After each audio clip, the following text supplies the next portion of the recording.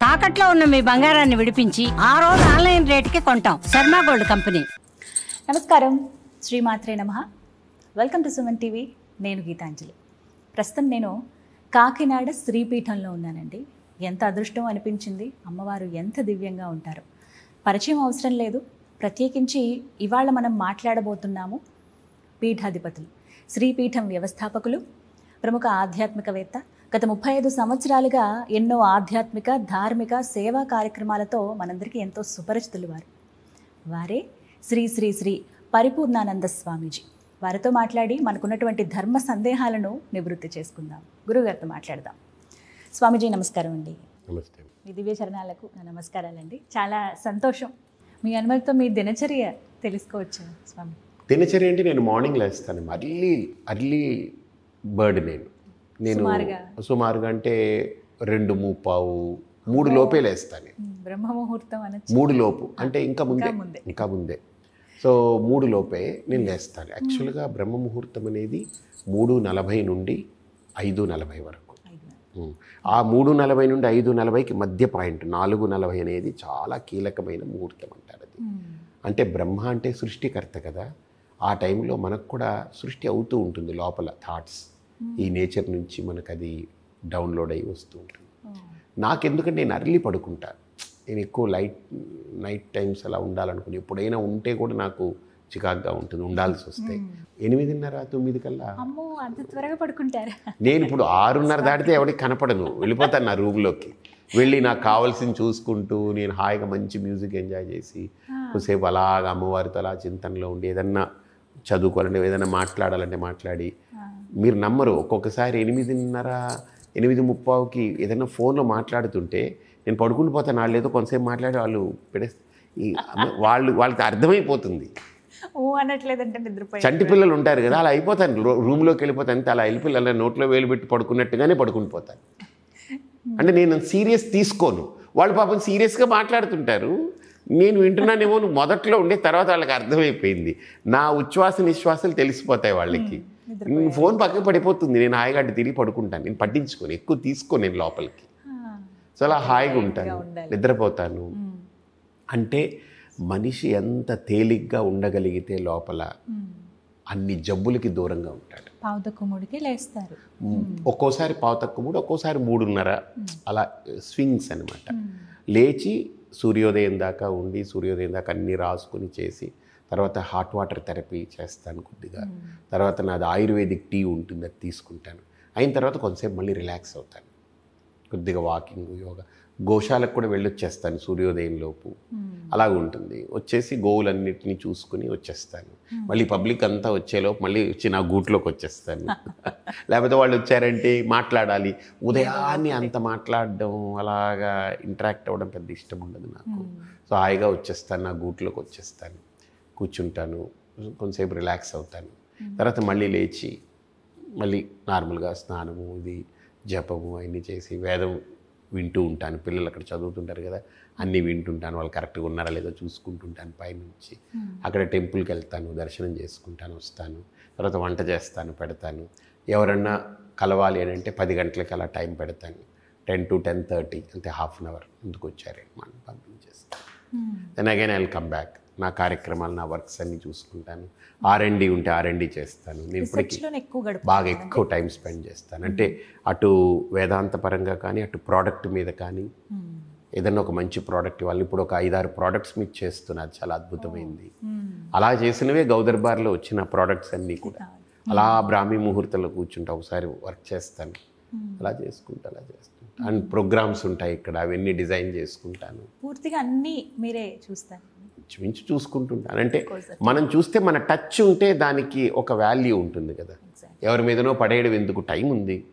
పాప ఎవరి మీదనో పడేయాలంటే వాళ్ళందరినీ నేను వాళ్ళ టైము స్పెండ్ చేయించాల్సిందే కదా. దానికంటే నేనున్నాను కదా. ఇక అలా సాయంత్రం అయిపోతుంది. 6:30కి గూట్లోకి వెళ్ళిపోతాను. పక్షులు నాకు బాగా నమ్మకం. అవి చూడండి, సాయంత్రం సంధ్య దాటిన తర్వాత ఎక్కువ తిరగవు. అవి మనకు సంకేతాలు. మనిషికి జబ్బులకు కారణం నైట్ లైఫ్. బాగా రాత్రులు శరీరాన్ని బాగా మేలుకోబెట్టి అవయవాలన్నింటినీ ఇబ్బంది పెట్టడం, పగలంతా పడుకోవడం. ఈ నైట్ లైఫ్ వల్లనే మనిషికి జబ్బులు 90% జబ్బులు. జంతువులకి 90% జబ్బులు ఉండవు వాటికి. కారణం ఏంటంటే అవి ప్రకృతితో మమేకమై ఉంటాయి. కలిసిపోయి బతుకుతాయి. అంటే మీరు నేను అవన్నీ కనిపెట్టగలిగాను బాగా చూస్తుంటే. ఇవి కూడా రీసెర్చ్లో భాగం. చాలా. ఇప్పుడు హెల్త్ మీద నేను ఒక 7 పొడులు తీసుకొస్తున్నా, 7 రకాల టీలు తీసుకొస్తున్నా. టీ అంటే చాయ్ పత్తి లేకుండా హెర్బల్ది రోజుకి, అంటే సోమవారం టీ, మంగళవారం టీ, బుధవారం టీ అని పెడుతున్నా. అలానే సోమవారం పొడి, మంగళవారం పొడి. అది అన్నంలో మన ఆవు నెయ్యి వేసుకుని ఆ పొడి తింటే నా టార్గెట్ ఏంటంటే మనకు బ్రెయిన్ కదా, lungs, heart, liver, kidneys, intestine, ఈ 6 మనకు చాలా ప్రధానమైనవి. ఈ 6 బాగుంటే మనిషికి 90% ఆరోగ్యంగా ఉంటాడు. ఈ 6 ఎయిల్మెంట్స్ అనేవి బాగా డిస్టర్బెన్సెస్ అనేవి వస్తుంటాయి. ఈ 6 బేస్ మెయిన్. ఈ 6 ముందు మనం ఒక న్యూట్రల్గా ఉంచాలి అంటే ఏం చేయాలని, మనకు ఆకులు, కొన్ని మూలికలు, వాటితోటి పొడి తయారు చేస్తుంది. టేస్టీగా ఉండాలి, బట్ అది ఆ పార్ట్ని కరెక్ట్గా యాక్టివేట్ చేయాలి. అదొక మెడిసినల్గా వెళ్ళాలి. అందుకని అన్నంలో 2 ముద్దల అన్నంలో ఈ పొడి, సోమవారం పొడి అనుకోండి, సోమవారం నాడు ఆ పొడి వేసుకుంటాం. నెయ్యి అంటే అలా పెడితేనంటే వాళ్ళకి డేటు గుర్తుంటుంది కదా, మండే అని చూసుకుని ఆ పొడి వాడతారు. అలానే టీ ఉందనుకోండి, మండే టీ, ఆ టీ మండే ఉదయం, మధ్యాహ్నం, సాయంత్రం, నైట్ 4 సార్లు తీసుకుంటే చాలు. అది మొత్తం ప్యూరిఫై చేస్తుంది. చాలా ఆ సోమవారం తీసుకున్న పొడికి ఇది కౌంటరాక్ట్ అనమాట, మంచిగా చేస్తుంది. అలా రీసెర్చ్ చేస్తున్నా. చాలా మంచి ఆలోచన. అది వర్క్ చేస్తున్నా. అది అయితే మాత్రం చాలా బాగుంటుందని నా అభిప్రాయం. ఎవరైనా తీసుకోవచ్చండి, పిల్లలు, పెద్దలు, ఎవరికైనా. నా సంకల్పం ఏంటంటే, మనం పుట్టినప్పుడు ఈ నేచరు మనకు ఒక బాడీ ఇచ్చింది కదా, అన్నీ ఫ్రెష్గా ఇచ్చింది. హార్టు, లివరు, లంగ్స్, కిడ్నీలు అన్నీ మంచి ఫ్రెష్ది, సుకుమారంగా శుతిమెత్తనిది, మంచిది ఇచ్చింది కదా. నా కోరిక ఏంటంటే, మనం ప్రాణం విడిచి వెళ్ళిపోయేటప్పుడు అది 50, 40, 60, 70, 80 కావచ్చు, అంతే ప్యూర్గా మళ్ళీ నేచర్కి అప్పచెప్పి పోవాలి. మీకు అర్థమైందా? ఇప్పుడు మీరు నా దగ్గరకు వచ్చారు, నేను ఒక గిఫ్ట్ ఇచ్చాను మీకు. నేను ఎప్పుడైనా మీ ఇంటికి వచ్చినప్పుడు చూస్తే ఆ గిఫ్ట్ని చెత్త పట్టేసి, దుమ్ము పట్టి, దాన్ని ఎక్కడో మూలన పడేసి, దాన్ని కొద్దిగా ఇరిగిపోయి, దాన్ని అలా చేసి అలా ఉంది అనుకోండి, నేను చూస్తే నాకు ఎలా అనిపిస్తుంది అంటే, మీరు నేను ఎంతో అభిమానంగా ఇచ్చిన బహుమానాన్ని మీరు గౌరవించలేదు అనేది నాకు అనిపిస్తుంది. చివుక్కుమంటుంది కదా. ఒక చిన్న బొమ్మకో ఒక వస్తువుకు అలా ఉంటే, ఈ నేచర్ ఇంత అద్భుతమైన శరీరాన్ని, ఇన్ని అవయవాల్ని, ఇంత శక్తితో కూడుకున్నటువంటి ఇంత పెద్ద పరికరాన్ని మనకు అప్పచెప్పినప్పుడు, మనకి ఇచ్చినప్పుడు, మనం దీన్ని అగౌరవపరిచి, దీన్ని అవమానపరిచి, దీన్ని ఇష్టం వచ్చినట్టు చండాలం చేసి, గబ్బు పట్టించి, భ్రష్టు పట్టించి, మళ్ళీ తీసుకెళ్ళి ఆ నేచర్లో నాకు ప్రాణం పోతుంది, ఎంత ఎదవ బతుకని చెప్పి తిట్టుకుని మనం దాన్ని పడేసేస్తే, చండాలం చేసి పడేస్తే అదేమన్నా గౌరవం అంటారా? కాదు కదా. నా సంకల్పం ఏంటంటే, మనకి ఎలా ఇచ్చిందో ఆ గిఫ్ట్ని దాన్ని చక్కగా వాడుకుని, ఒక ఉత్కృష్టమైన స్థితికి వాడుకుని, దాన్ని మళ్ళీ తిరిగి దాన్ని అంతే పదిలంగా అప్పచెప్పాలి. దానికి ఏం చెయ్యాలి, అందులో భాగంగా వస్తున్నవి ఇవన్నీ. అది అంటే ఇదొక స్టెప్, ఇంకా మిగతాది ఇంకా ఉన్నాయి. అలా చేస్తున్నాను. So me happy and healthy లైఫ్కి ఒక 5 సూత్రాలు తెలియజేస్తారా? చెప్తాను నేను మళ్ళీ. ఇవన్నీ తయారవనివ్వండి. అంతేనా? వీటికి అవి రిలేషన్ 7 సూత్రాలు ఉన్నాయి, 5 కాదు. 7 వారాల నగల కంటే 7 వారాల పొళ్ళు తింటే వాళ్ళకి నగలు పైన వేసుకుంటాం, ఏ దొంగ పట్టుకుపోతాడు, లేదా ఇది ఏమవుతుందో తెలియదు. కానీ 7 వారాల పొడులు తింటే ఎవడు పట్టుకుపోడు, మనం ఆరోగ్యంగా తయారవుతాం. ముందు మన లోపలంతా ఆర్గనైజ్ అవుతాయి. అది ఇవి ఆహారం పరంగా. మామూలు భౌతికంగా కావచ్చు, మామూలుగా అంటే మనం ఉన్నటువంటి ఈ సమాజంలో హ్యాపీగా ఉండాలి. ఎదుటి వాళ్ళు తప్పు చేసినా సరే కొన్నిసార్లు అవి మన మీద ఎఫెక్ట్ పడుతుంటాయి, మనం తప్పు చేయకపోయినా. అవన్నీ కాకుండా మనం హ్యాపీ అండ్ హెల్తీ ఈ సమాజంలో మన హెల్త్, మన హ్యాపీనెస్ని పాడు చేసుకునేది ఎవరంటే, ఎవరికి వాళ్ళే వాళ్ళ హ్యాపీనెస్ని, వాళ్ళ హెల్త్ని, వాళ్ళ హార్మోనీని పాడు చేసుకుంటున్నారు. దీనికి 2 కారణాలు. 2C అని చెప్తాను ఇప్పుడు. 2C. ఒక C ఏమో కంపారిజన్, రెండో C ఏమో competition. Unhealthy comparison, unhealthy competition. Compare చేసుకుంటాము, వాళ్ళకి ఇలా ఉంది నాకు ఎందుకు లేదు, నాకు ఇలా ఉంటే బాగుంటుంది అనుకుంటాము. ఇంకా కాంపిటీషన్, ఇంకా అక్కడి నుంచి కాంపిటీషన్ మొదలవుతుంది. లేనిపోని కాంపిటీషన్. అదే కావాలి, అలాగే కావాలి ఉండాలని. అంటే ఈ లోపల ఆ ఆబ మనిషిని తినేస్తూ ఉంటుంది. సో కాబట్టి కంపారిజన్, కాంపిటీషన్ ఈ రెండిటికి మనం ఏం చెయ్యాలి? కాన్సన్ట్రేషన్ పెంచుకోవాలి అమ్మవారి మీద. ఆశీ కావాలి మనకు. ఎటైనా అమ్మవారే సమాధానం అంతే. అమ్మని పట్టుకుంటే అన్నీ జరుగుతాయమ్మా. అది తెలియక దాన్ని ఏదో పట్టుకుంటున్నాడు. కానీ ఇక్కడే పెద్ద సందేహం స్వామి, మీలాంటి సాధన ఒక్క ఎగ్జాంపుల్ చెప్తాను. చెప్పండి. ఒక ఆయన ఇంట్లో కుక్క ఉంది, ఒక గెస్ట్ వస్తున్నాడు, చాలా తెలివిగలవాడు, ఆయనకి చాలా కావలసిన వ్యక్తి ఆ ఇంట్లో వాడు. ఈయన వెళ్ళిపోతున్నాడు. ఇప్పుడు అక్కడ కుక్క ఉందనుకోండి, ఈయన ఏం చేస్తాడు? బయట బోర్డు పెట్టారు, కుక్క ఉంది జాగ్రత్త అని ఒక బోర్డు హెచ్చరిక పెట్టారనమాట. వాడు నా ఇంట్లో వాడు, నాకు కావాల్సినోడు, ఆడి దగ్గరికి నేను వెళ్తే నీ కుక్క ఏం చేస్తుంది? తలుపు తీసుకుని వెళ్ళాడు అనుకోండి, దానికి ఏం తెలియదు, పట్టి పీకి రెక్కి అవతల పాడేసి చంపి పాడేస్తుంది, పీక కూడా కోసేయచ్చు. అదే ఇతను ఏం చేయాలి? ఇతను బయట నిలబడి ఫోన్ కొట్టి నువ్వు బయటికి రారా అని చెప్తే వాడు వచ్చాడనుకోండి, ఆ కుక్క ఏమన్నా ఊపిరి కూడా వదలదు. అది వాడు ఏం చెప్తే అది ఉండే గో సెట్ అంటే అక్కడికి వెళ్ళి కూర్చుంటుంది. వీడు హాయిగా దర్జాగా నడుచుకుని వెళ్తాడు. అంటే ఈ సమాజంలో కూడా, ఈ లోకంలో మనం బతికేటప్పుడు ఈ వస్తువులు, ఈ వ్యక్తులు, ఈ మనుషులు, ఈ పరిసరాలు, సందర్భాలన్నీ ఏంటంటే అది అమ్మవారి యొక్క అనుగ్రహంతోనే ఉన్నాయి. అవన్నీ మనం కూడా మనం అమ్మని వెంట పట్టుకుని వెళితే అవేవి మనల్ని ఏం చెయ్యవు. ఇప్పుడు మీకు అర్థమైంది ఎగ్జాంపుల్. అమ్మ అక్కర్లేదు, ఇదంతా నా కంట్రోల్, నా డబ్బు, నా పదవి, నాకే అన్నీ ఉంది, నాకు తెలివితేటలు ఉన్నాయి అనుకుని దిగామంటే అది పాకం పెట్టి మొత్తం ఎక్కడ చీరేయాలో అక్కడ చీరి పడేస్తాం, లేకుండా చేస్తాం. అందుకని అమ్మని వెంట పట్టుకుంటే, అమ్మని పట్టుకుంటే చాలు, ఇంకా అది ఈ సృష్టిలో హాయిగా తిరిగేయచ్చు. అంటే ఇలాంటి దీక్షాపరులు, సాధనాపరులు, నేనేం పెద్ద సాధన చేయనమ్మా. నేను ఎక్కువ మంత్రాలు తంత్రాలు అవి ఏమి, సత్యం మీలాంటి వాళ్ళకైతే అమ్మ కరుణిస్తుంది. మరి ఎందుకంటే అమాయకత్వంతో ప్రేమిస్తాను నేను. మంత్రాలు తెలియవు నాకు, నిజంగా చెప్తాను, నాకేం మంత్రాలు రావు, నేను పెద్ద పెద్ద మంత్రాలు చేయను, నాకు వాటి మీద దృష్టి లేదు. ప్రేమించడం ఒక్కటే తెలుసు నాకు. అమ్మని ప్రేమించడం నేర్చుకోండి, మంత్రాలు వద్దు, నేను చెప్తున్నా. అమ్మకి మంత్రాలు శంకర్లే అన్నారు, నమంత్రం నో యంత్రం తదపి చన జానే స్తుతిమహో నచాహ్వానం ధ్యానం తదపి చన జానే స్తుతి కథా కుపుత్రో జాయేత క్వచిదపి కుమాత నభవతి. నాకేం రాదమ్మా.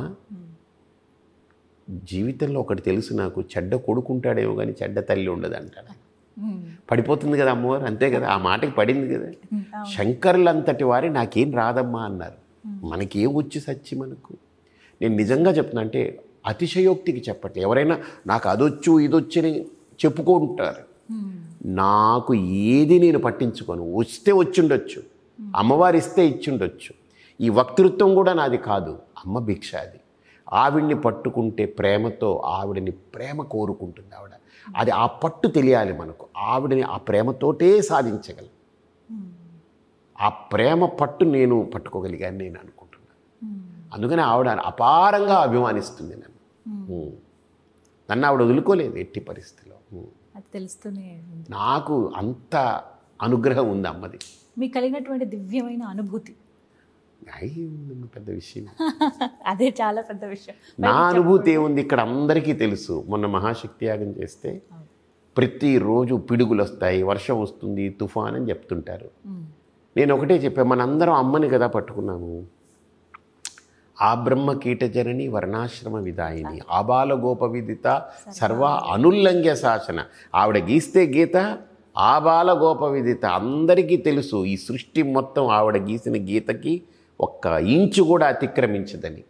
అది మీ చేతుల్లో ఉందని చెప్పేవాళ్ళకి. మా చేతుల్లో మీరు పారాయణం చేయండి, అర్చన చేయండి, మనస్సులో అమ్మని ధ్యానించండి, ఏం ఉండదన్నాను. 12 రోజులు, ఒక్కరోజు కాదు, ఒక్క పూట కాదు. వాళ్ళు వచ్చే ముందు చిన్న చినుకులు పడేది, ఆగిపోయేది. వాళ్ళు వచ్చేవాళ్ళు, హాయిగా చల్లగా ఉండేది, చూసేవాళ్ళు, భోజనం చేసేవాళ్ళు, ఇంటికి వెళ్ళేవాళ్ళు. ఆ తర్వాత చినుకులు పడేది, అంతే. వర్షాలు లేవు, తుఫాన్ లేదు, వరదలు లేవు, పిడుగులు లేవు, మెరుపులు లేవు. మధ్యలో పిడుగులు మబ్బులేసేవన్నీ వచ్చేది. అటు పిఠాపురం, ఇటు ద్రాక్షారాము, అటు సామర్లకోట, ఇటు ఇంకో ఊరుకు వెళ్ళిపోయేది. కానీ కాకినాడ ఈ పరిసరాల్లో ఎక్కడా వర్షం పడేది కాదు. ఛత్రం పట్టినట్టుగానే. మరి ఎందుకంటారు అది? అది నాది కాదు, వాళ్ళ భక్తిలో ఆ శక్తి ఉంది. వాళ్ళ సంకల్పం లోపల మాకు ఎక్కడ ఆటంకం రాకూడదమ్మా, నీకోసం వస్తున్నాము, నీ గురించే వస్తున్నాము, మాకు నువ్వు ఆటంకం కల్పించుకో అని కోరుకునేవాళ్ళు.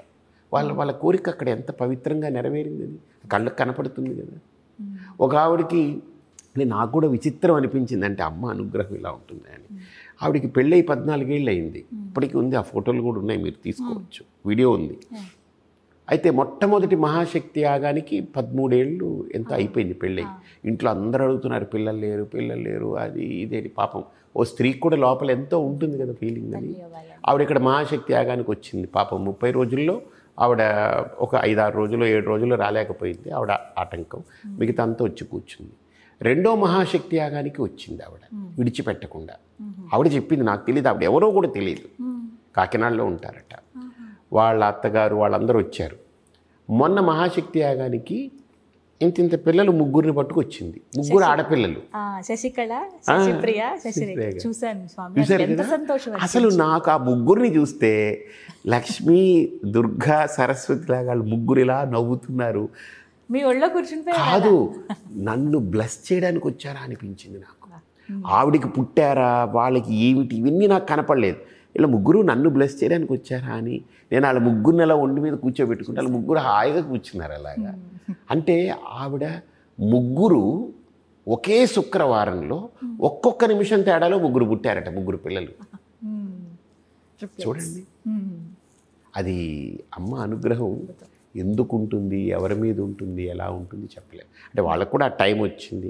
13 ఏళ్ళగా లేనిది ఎందుకు ఇప్పుడు జరగాలి? అమ్మ అనుగ్రహం, ఆవిడ నమ్మింది.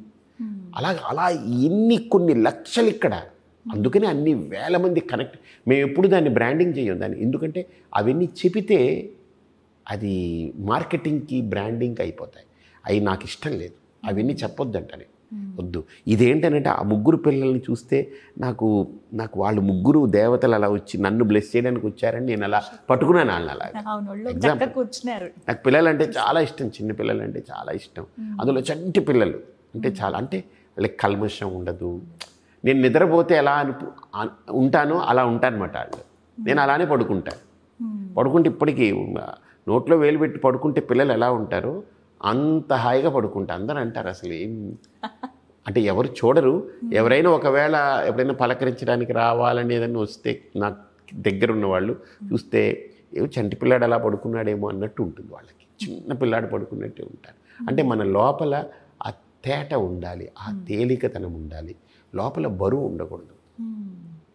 రెండవది, నేను గురువుని అనే పెద్ద బరువు కూడా మోస్తుంటారు చాలామంది. నేను గురువుని అని పెద్ద బరువు మోస్తారు. అది కూడా అక్కర్లే. నేను గురువు ఏంటి? గురుత్వం ఉండాలి. గురుత్వం లేని గురువు, మానవత్వం లేని మనిషి, ఇది 2 ఉపయోగం లేనిది. గురుత్వం కావాలి కానీ గురువు అనే ఫీలింగ్ తోటి బతకక్కర్లే. ఇప్పుడు అదే మిగిలిపోయింది, గురువు అనే బరువు మిగిలిపోయింది, గురుత్వం లేదు లోపల. అది ప్రధానం, అది ముఖ్యంగా. అది ఉండగలిగితే హాయిగా మనిషి తేలిగ్గా ఉంటాడు, ఆనందంగా ఉంటాడు, ఒక మంచి స్థితిలో ఉండగలగడం అనేది గొప్ప ఇది కదా. అలాంటి స్టేజ్కి వెళ్ళగలగాలి ఖచ్చితంగా.